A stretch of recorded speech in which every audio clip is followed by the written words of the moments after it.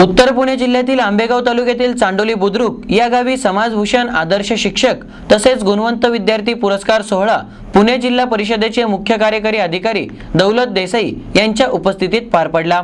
चांडोली बुद्रुक येथील विद्याप्रसारक मंडळ आणि डॉक्टर बाबासाहेब आंबेडकर उत्कृष्ट ग्रंथालय पुरस्कार प्राप्त श्री कान्होबा सार्वजनिक वाचनालय यांच्या संयुक्त विद्यमाने आयोजित पुरस्कार वितरण सोहळ्याच्या अध्यक्षस्थानी पुणे जिल्हा परिषदेचे मुख्य कार्यकारी अधिकारी अनिल देसाई होते।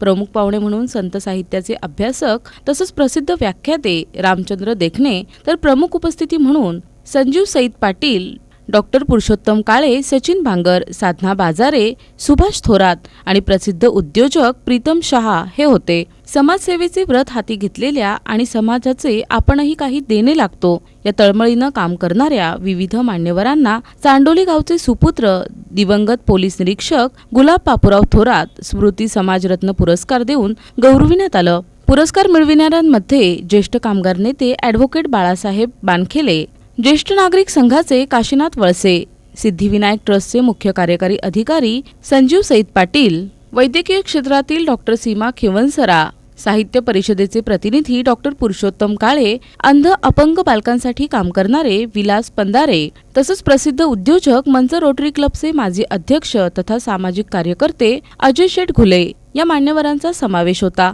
यावेळी चांडोली परिसरातील गुणवंत विद्यार्थी आणि शिक्षकांनाही गुणवंत विद्यार्थी आणि आदर्श शिक्षक पुरस्कारानं गौरविण्यात आलं।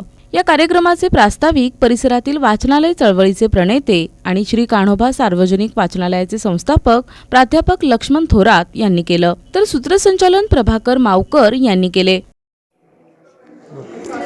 नमस्कार, मी प्राध्यापक एल थोरात या कान्होबा सार्वजनिक वाचनालयाचा अध्यक्ष।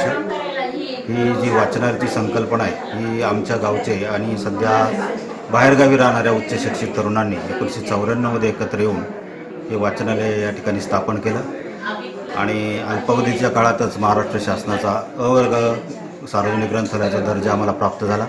या ग्रंथालयात जवळजवळ 21,000 पुस्तके, 100 नियतकालिके, 20 वर्तमानपत्रे आणि सुमारे 500 वाचक या ग्रंथालयाचा नियमितपणे वापर करतात।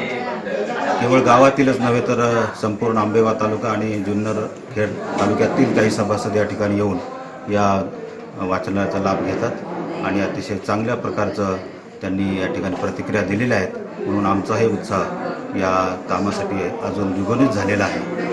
हा जो कार्यक्रम आज या ठिकाणी आम्ही पारितोषिक वितरण आणि गुणगौरव समारंभ आयोजित जो केलेला आहे, तो कार्यक्रम आयोजित करण्यामागचा हेतू असा की समाजामध्ये प्रसिद्धीपासून दूर असलेले अनेक व्यक्ती वेगवेगळ्या क्षेत्रामध्ये काम करत असतात, तर त्यांना समाजापुढे आणून त्यांच्या कामाची समाजाला माहिती व्हावी आणि त्यांनाही प्रेरणा मिळावी, हा त्यामागे उद्देश आहे। तालुक्यातील काही निवडक लोकांना समाजरत्न पुरस्कार या ठिकाणी आम्ही देत असतो।